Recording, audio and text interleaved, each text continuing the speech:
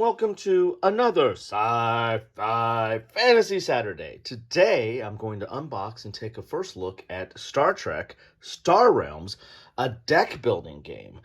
Now, this is not a new and unique type of mechanism, deck building, but more importantly, it's not even new to Star Realms, because Star Realms, well, this is all my Star Realms stuff. There's a lot of Star Realms stuff, but I got it in a big brick of a box right here.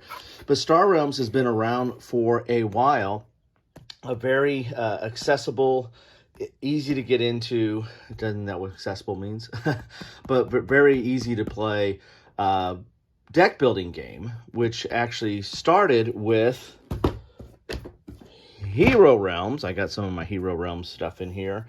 And actually morphed off into a solitaire type system, or a legacy or campaign type system. Hero Realms did that.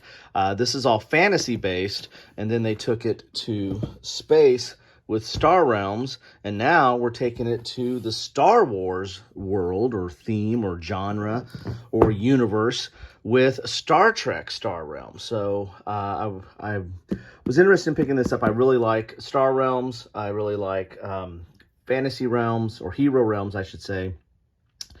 The problem with those is mission creep or expansion creep. The more stuff they started adding, the more you felt like you had to get it. And the problem with deck builders is if you throw it all in there, then you're never really going to experience any of the new stuff in any regularity, because it is, you've got a huge deck. You got so much more new cards in there that the probability of getting to the new stuff is hard to get to. So a lot of games have that. Deck builders are especially prone to that. And tableau builders, like Race for the Galaxy, all of those type of systems, if you throw in a lot of expansions, you're going to eventually dilute them to the point of not being able to really get the full experience of them. So and I stopped playing Star Realms with my son because it was kind of a chore to figure out what we wanted to play and separate stuff out. So this is kind of a reboot or a refresh for me, picking up the Star Trek Star Realms. Now, I'm not a Trekkie. I liked Star Trek. I like all sci-fi and fantasy. I was probably more Star Wars than Star Trek, but I do have a healthy appreciation of Star Trek. And so I do want to pick this up, and I have a lot of Star Trek games. I haven't covered as many on my channel, and I have a playlist for Star Trek, so you can take a look at that. But to me, this is kind of a refresh, and it's a new look, and I wanted to see how they applied it to the Star Trek world. So, Forge of Federation or See It Burn. Star Trek Star Realms is a complete starship combat deck building game for 2 to 4 players. Build your fleet. Romulan, Klingon, Dominion, and Federation ships are yours to command. Play head-to-head or up to 4 players in a multiplayer mode that offer versus and cooperative experiences. There is how the setup looks. This has 130 game cards, 20 cards of each faction. Cards of each, that's the Federation, Romulan, Klingon, and Dominion.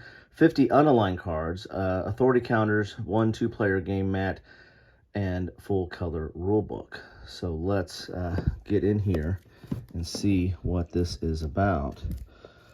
By the time I'm posting this has been out for a while. My posts are not necessarily when I film them. I kind of have a queue and try to plan stuff out, and sometimes I film ahead. All right, there is the box. Decent box. And we have the rules. Okay, which, we got a reference on the back. I like having references on the back. 16 pages. Having stuff on the back means it's not a waste. You can have that off to the side if you're not constantly flipping through the rule book, which this is a game where you really don't need to do that. You have to learn the iconography and the general gameplay, but once you understand that, this goes really quick. I'm interested to see how they converted some of the icons over to Star Trek, though. Here's your setup. And this is predominantly a 2-player game. As I said, there have been add-ons to Hero Realms and Star Realms to make it more of a campaign or solo play.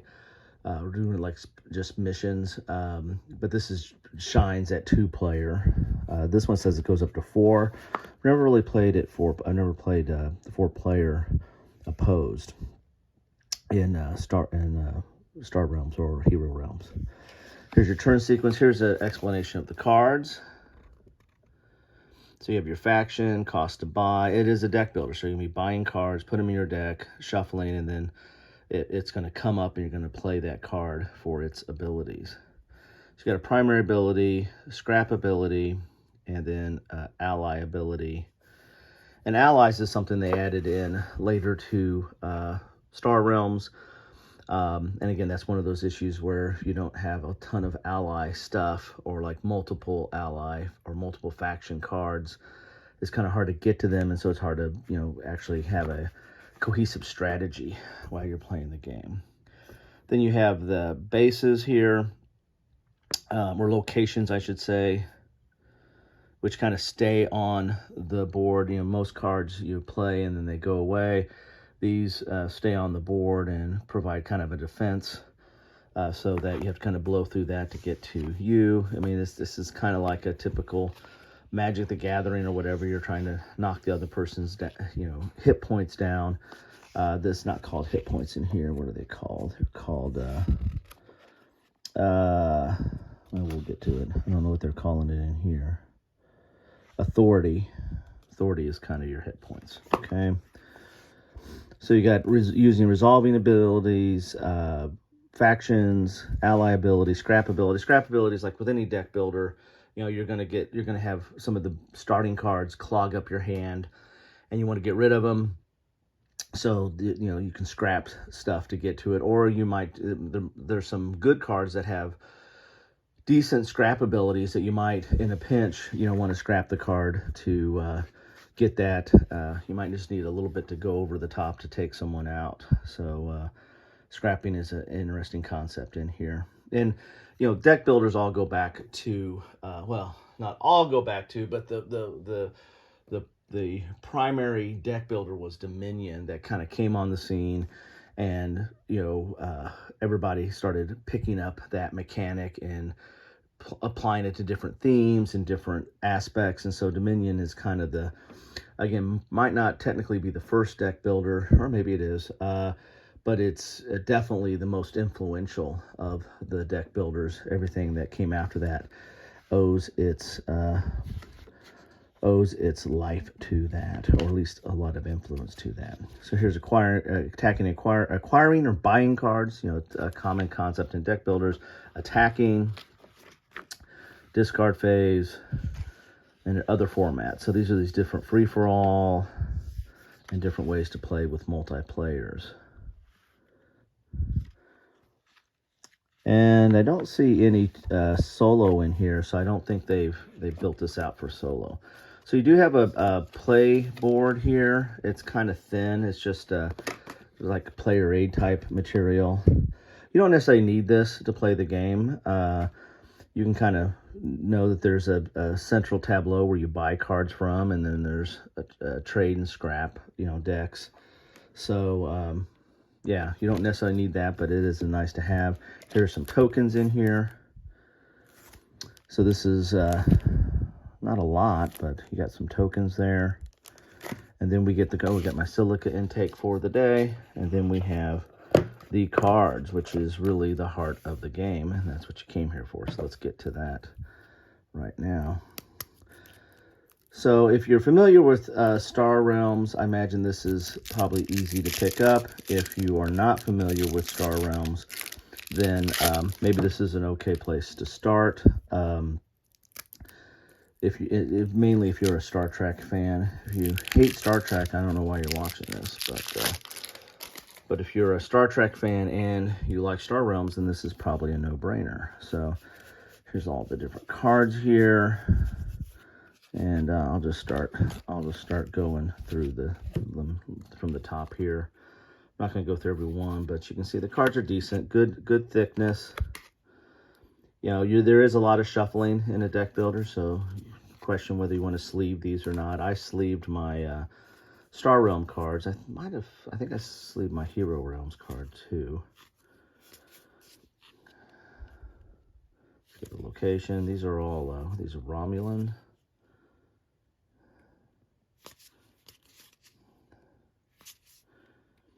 So as you can see here, you're not seeing a lot of you know, like attack and defense. You know, like numbers for attack and defense on the cards. It's the abilities that they have that allow you to do your attacking and defending. So it's all tied to the icons there.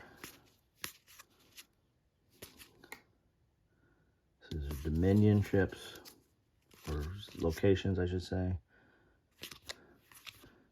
Now the question is, are we going to have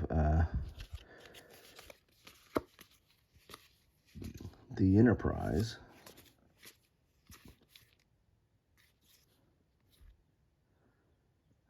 Ooh, nice.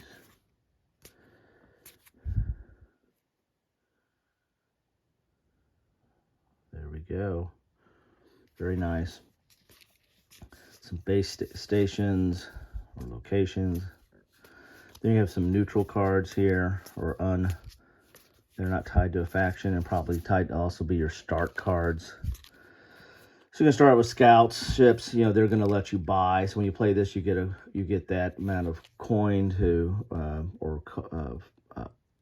currency to buy stuff. So you want to get a bunch of those to buy the bigger cards. These are all the starter stuff. You got raiders. These do attacks. So when you need to attack something, you need to play multiples. That just does one attack, so it's probably not going to take out a lot, but you might want to do, you know, chain a bunch of those together. And this is all about combos and chaining. So you'll get cards that play with other cards and have ally ability, and then all of a sudden you know, before you know it, you can do some kind of massive attack, you know, for the win, so to speak. So there you go. There are the cards that come in this. Here are the counters. Keep track of damage and authority, which is kind of the hit point kind of thing. And there you have it. That is what you get in a box of Star Trek Star Realms. Again, this is just a reskin of Star Realms, but in a Star Trek universe. For all those reasons, you know, make a decision whether you want to try this or not. If you like Star Trek, you like Star Realms, again, I don't see why you wouldn't want to try this. I'm using it kind of a little bit as a reboot to kind of get back into Star Realms fresh, without all the clunkiness and all the other stuff.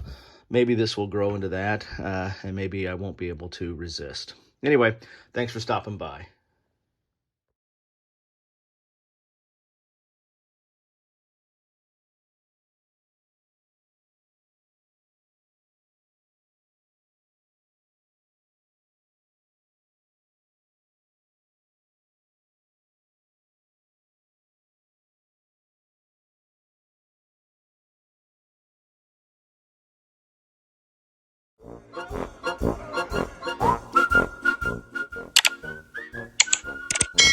Thanks for watching.